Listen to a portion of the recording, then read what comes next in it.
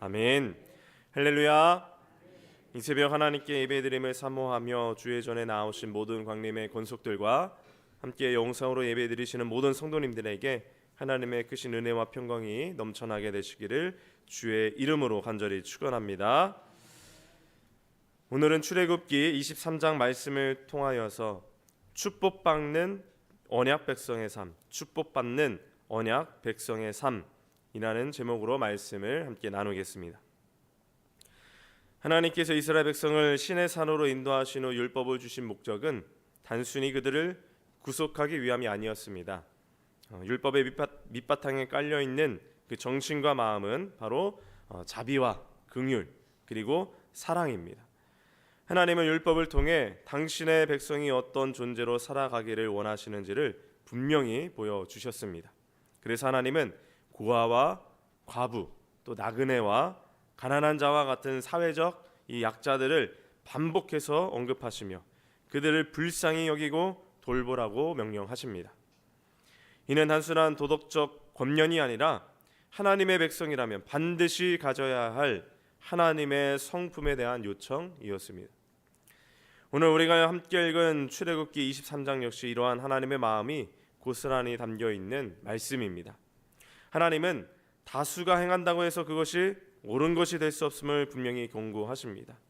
다수를 따라 악을 행하지 말라라는 이 말씀은 숫자나 분위기가 아니라 하나님의 공의와 진리가 판단의 기준이 되어야 함을 가르쳐 줍니다. 또한 재판에서의 공정을 강조하시며 힘 있는 자나 가난한 자 어느 쪽으로도 치우치지 않는 정의를 요구하십니다. 참으로 차원 높은 말씀인 것입니다. 더 나아가 하나님은 안식과 절기 규정을 통해서 백성들의 바쁜 일상 속에서도 하나님의 은혜를 기억하도록 하십니다. 일만을 위해 살아가는 존재가 아니라 은혜를 기억하며 사는 언약 백성임을 잊지 말라는 뜻입니다. 이러한 오늘 본문 말씀은 크게 세 단락으로 나누어 볼 수 있습니다. 첫 번째 단락은 1절에서 9절까지로 인생의 다양한 분쟁 속에서 재판이 왜곡되지 않도록 경계하시며 공정하고 또 정직한 그러한 판결을 내릴 것을 규정하십니다. 그리고 두 번째 단락은 10절에서 19절까지로 가나안 땅에 정착한 이후 실제 삶 속에서 지켜야 할 안식년과 안식일 그리고 절기에 관한 법규들을 소개합니다. 마지막 세 번째 단락은 20절부터 33절까지의 말씀으로 약속의 땅 가나안에서 하나님의 백성이 어떠한 태도로 살아가야 하는지 곧 순종과 헌신과 성결에 대한 명령, 그에 따른 하나님의 분명한 축복의 약속을 담고 있습니다. 하나님의 이 율법은 차갑고 무거운 규칙의 집합이 아닙니다. 율법의 중심에는 언제나 약한 자에 대한 하나님의 마음이 놓여 있습니다. 이 정신은 구약에만 머무르지 않습니다. 예수 그리스도께서 오심으로 이 자비와 긍휼은 더욱 분명해졌고 십자가 안에서 완성되었습니다. 그러므로 출애굽기 23장 이 말씀은 단지 고대 이스라엘의 사회법이 아니라 오늘을 살아가는 우리에게 어떤 신앙의 방향으로 걸어가야 하는지를 분명히 제시해주는 살아있는 하나님의 말씀인 것입니다. 그럼 이제 오늘 본문 말씀을 깊이 살펴보면서 오늘 우리가 깨닫게 되는 은혜들이 무엇인지 또 그 말씀 앞에서 붙들어야 할 몇 가지 기도 제목을 잠시 몇 가지로 함께 나누겠습니다.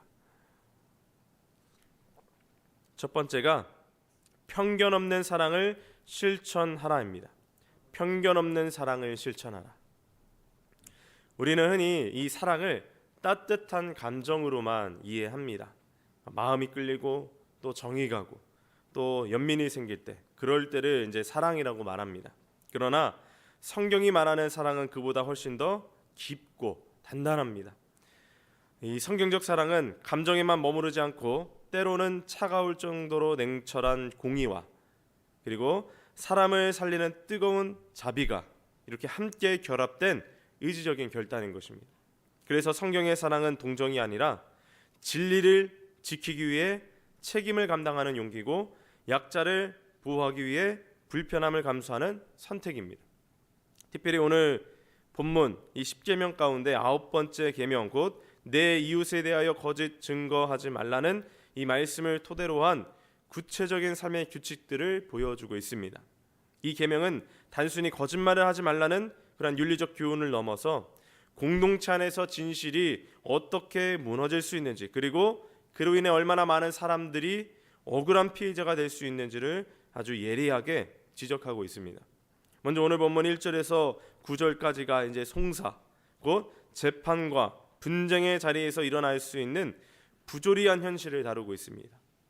다수의 의견에 휩쓸려 진실이 왜곡될 수 있고, 힘 있는 자의 편에 서서 약자를 외면할 수도 있으며, 개인의 이익이나 감정 때문에 정의가 침묵당할 수도 있습니다.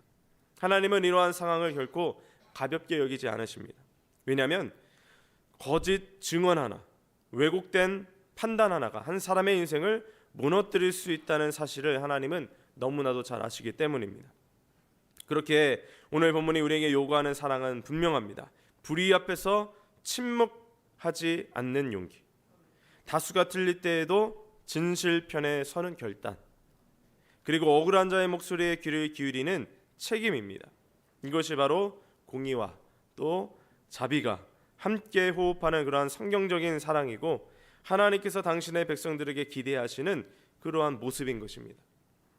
우리 18세기 영국 노예제 폐지를 위해 평생을 바쳐 싸웠던 윌리엄 윌버포스라는 정치인이 있습니다.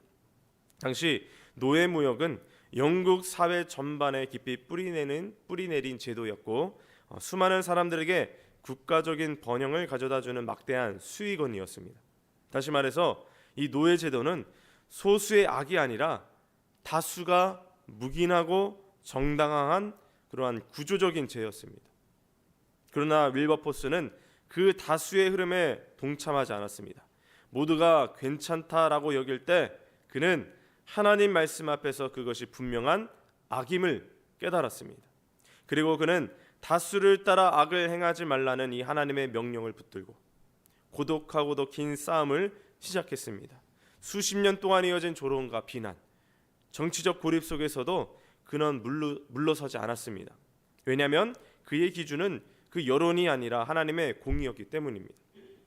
결국 그 한 사람의 순종은 세계 역사를 움직이게 되죠.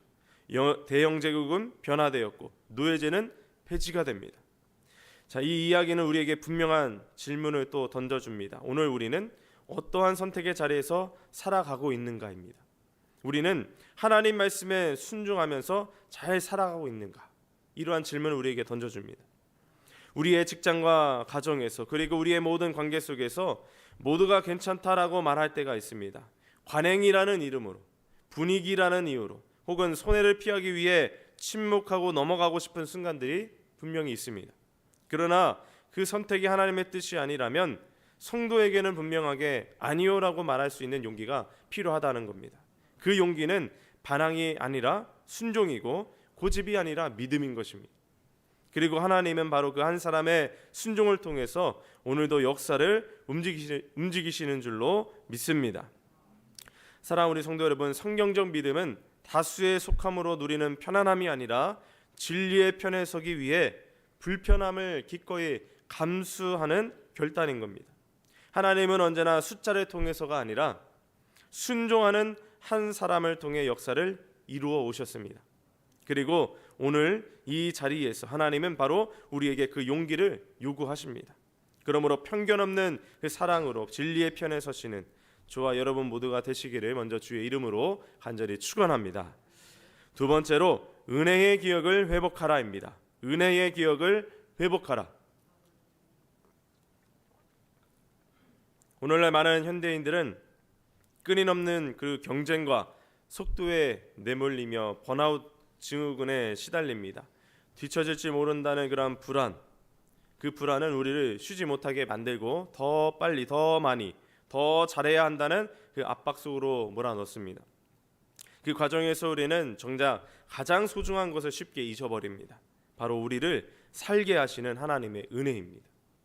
성경이 제시하는 안식과 절기의 법은 단순한 종교적 의식이나 형식이 아닙니다. 그것은 잃어버린 은혜의 기억을 회복하고 무너진 삶의 질서를 다시 세우기 위한 하나님의 배려입니다. 다시 말해 안식은 멈춤이 아니라 회복을 위한 하나님의 리듬입니다. 특별히 성경이 말하는 안식의 핵심은 분명합니다. 안식은 불안에서 벗어나 쉬는 시간이 아니라 그 모든 불안을 내려놓고 하나님을 신뢰하는 훈련입니다. 내가 멈춰도 세상은 돌아가고요, 내가 쉬어도 하나님은 일하고 계신다는 그러한 믿음, 바로 그 신뢰로 우리를 이끄는 것이 안식의 본질인 것입니다. 먼저 오늘 본문 11절에서는 7년째의 땅을 쉬게 하라는 명령이 나옵니다. 땅의 진정한 주인은 인간이 아니라 하나님이심을 고백하는 행위인 것입니다. 그 해에 저절로 자란 소사는 가난한 자와 들짐승의 몫이 되었습니다. 이는 안식이 결코 개인적인 휴식에 머물지 않음을 보여주는 겁니다. 안식은 나만 쉬는 것이 아니라 나의 멈춤을 통해 이웃이 살게 되는 자비의 실천이었던 겁니다. 이어서 하나님은 세 가지 절기를 명령하십니다. 이 절기들의 공통된 성격은 기억입니다. 기억하는 것.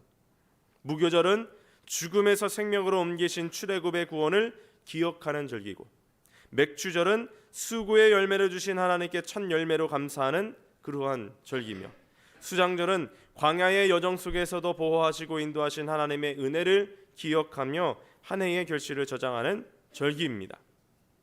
신학적으로 이 절기들은 모두 과거의 하나님을 오늘로 불러오는 장치였습니다. 하나님께서 내가 어떠한 하나님이었는지를 잊지 말라고 우리의 삶의 그 시간 속에 새겨두신 은혜의 표식인 것입니다. 우리가 매주 주일 예배를 드리는 이유도 여기에 있습니다. 바쁜 일상을 멈추고 이 모든 것이 내 힘이 아니라 하나님의 은혜였습니다 라고 고백하기 위함인 것입니다. 사랑하는 우리 성도 여러분, 은혜를 잊으면 우리는 다시 불안의 노예가 될 수밖에 없습니다. 그러나 은혜를 기억하면 우리는 멈출 수 있고 나눌 수 있으며 다시 하나님을 신뢰할 수 있습니다. 오늘 하나님은 우리에게 일만 하라고 말씀하지 않으십니다. 기억하라. 그리고 그 쉼 속에서 나를 신뢰하라고 말씀하시는 줄로 믿습니다. 세 번째, 우리가 순종할 때 축복하십니다. 우리가 순종하게 될 때 축복하십니다. 하나님의 약속은 변함없으며 절대적입니다. 그러나 그 약속의 땅 가나안에 들어간 사람은 출애굽 1세대 중에 여호수아와 갈렙뿐이었습니다. 왜 그렇습니까? 하나님의 신실하심이 부족해서가 아니라 백성들의 순종이 준비되지 않았기 때문이었습니다. 하나님의 축복은 거저 주어지는 선물이지만 그것을 실제로 내 삶에서 누리는 열쇠는 바로 우리의 절대적인 순종인 것입니다. 먼저 오늘 본문 20절 말씀입니다. 내가 사자를 내 앞서 보내어 길에서 너를 보호하여 너를 내가 예비한 곳에 이르게 하리니. 하나님은 우리에게 가라고 명령만 하시는 분은 아닙니다. 우리보다 앞서 사자를 보내시는 분입니다. 많은 신학자는 이 사자를 구약에 나타난 성자 그리스도로 해석을 합니다. 즉 주님께서 우리 인생의 길을 미리 닦아 놓으시고 우리가 걸어갈 길을 보호하신다는 그러한 약속입니다. 순종의 첫걸음은 내 생각보다 앞서가시는 하나님의 그 가이드라인을 믿고 따르는 것입니다. 22절 말씀에서 이렇게 약속합니다. 내가 그의 목소리를 잘 청종하고 내 모든 말대로 행하면 내가 내 원수에게 원수가 되고 내 대적에게 대적이 될지라. 아멘. 우리가 하나님 말씀에 순종할 때 하나님은 우리의 싸움을 대신 싸워주십니다. 내 힘으로 싸울 때는 한계를 만나지만 순종하여 하나님께 맡길 때는 기적을 경험하게 되는 것입니다. 그러므로 내가 앞서가지 말고 이미 앞서가셔서 길을 예비하신 주님의 음성에 먼저 귀를 기울여야 하는 줄로 믿습니다. 그것이 승리의 비결인 것입니다. 그리고 순종은 단순히 무엇을 하는 것을 넘어서 하나님이 싫어하시는 것을 단절하는 것입니다. 끊는 것입니다. 32절과 33절 말씀 보시면 하나님은 가나안의 신들과 언약하지 말라고 엄히 경고하십니다.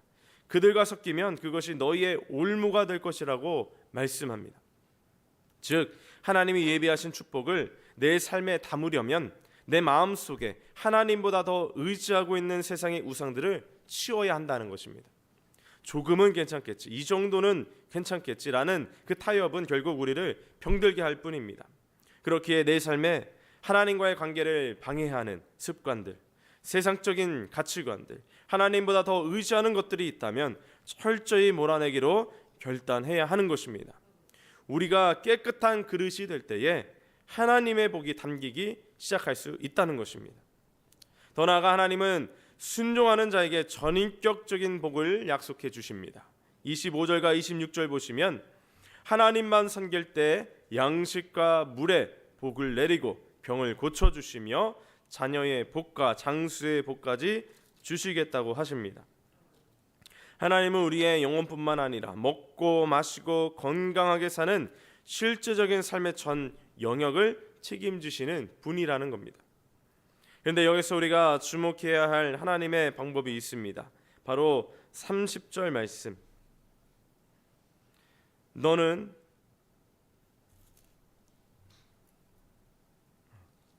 내가 번성하여 그 땅을 기업으로 얻을 때까지 내가 그들을 내 앞에서 조금씩 쫓아내리라. 하나님은 왜 원수들을 한꺼번에 다 몰아내지 않으시고 조금씩 하겠다고 하실까요? 그것은 우리를 향한 하나님의 세심한 배려인 것입니다. 우리가 감당할 능력도 없는데 땅만 넓어지면 오히려 들짐승이 번성하여 우리를 해칠 수 있기 때문입니다. 하나님은 우리가 축복을 관리할 능력을 갖출 때까지 기다려주시는 분이라는 겁니다. 사랑하는 우리 성도 여러분, 왜 내 기도 응답이 더딘지, 왜 축복이 한꺼번에 몰려오지 않는지 답답해하지 마시기를 바랍니다. 하나님은 지금 우리를 훈련하고 계시는 중이십니다. 매일의 작은 순종을 통해서 우리가 영적으로 성숙해질 때 하나님은 그 그릇의 크기에 맞게 가장 좋은 것을 채워주시는 줄로 믿습니다. 그러므로 우리의 조급함을 내려놓고 오늘 나에게 주어진 작은 말씀 하나에 순종하며 나아가 매일매일 하나님께서 허락하시는 그 기도 응답의 역사와 축복을 누리며 나아가게 되시기를 주님의 이름으로 간절히 축원합니다. 함께 기도하겠습니다. 참 좋으신 하나님 아버지, 이른 새벽 주의 전에 나와 함께 예배드리며 기도하게 하시니 감사를 드립니다. 또한 오늘도 우리에게 약속의 말씀을 허락하시니 감사합니다. 우리가 내 힘과 지혜를 의지하지 않고 앞서가시는 주님의 음성에 귀를 기울이게 하여 주시옵소서.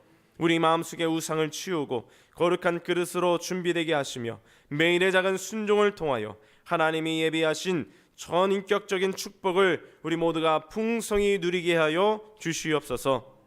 이 시간 주님 앞에 귀한 예물 성별하여 하나님께 올려드린 귀한 손길들이 있습니다. 11조와 1,000번제와 또 다양한 감사의 기도 제목들 가운데에 꼭 응답하여 주시고 이 예물이 사용되어지는 모든 곳마다 하나님의 뜻이 이루어지게 하여 주시옵소서. 또한 정성껏 예물 올려드리는 귀한 우리 성도님들의 그 삶 가운데 하나님의 기름 부으심의 역사가 충만케 하여 주시옵소서. 이 모든 말씀 살아서 역사하시는 우리 주 예수 그리스도의 이름으로 간절히 기도하옵나이다. 아멘.